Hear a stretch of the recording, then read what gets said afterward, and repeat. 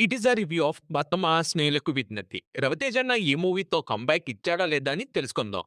ఈ వీడియో గాని మీకు నచ్చితే లైక్ చేసి, మన ఛానెల్‌ని అయితే సబ్స్క్రైబ్ చేసుకోండి. మీ ఫ్రెండ్స్ అండ్ ఫ్యామిలీ మెంబర్స్‌కి మన వీడియోస్‌ని అయితే షేర్ చేయండి. ఇంక ఈ మూవీ బేసిక్ స్టోరీ లైన్ వచ్చేసి, మన హీరోకి ఆల్రెడీ పెళ్లయిపోయి ఉంటుంది. తన లైఫ్‌లోకి ఇంకొక అమ్మాయి వస్తుంది. ఆ అమ్మాయి ఎలా వచ్చింది? ఆ తర్వాత ఎలా కన్విన్స్ అయ్యారు? ఎలాంటి ప్రాబ్లమ్స్ వచ్చాయి? ఎలా సాల్వ్ అయ్యాయి? ఇదొక జస్ట్ ఒక బేసిక్ లైన్ అందరికీ తెలిసిందే. దాన్నే కొంచెం కామెడీ వేలో చూపిచ్చారు. నాకైతే పర్లేదనిపించింది. బానే ఉంది.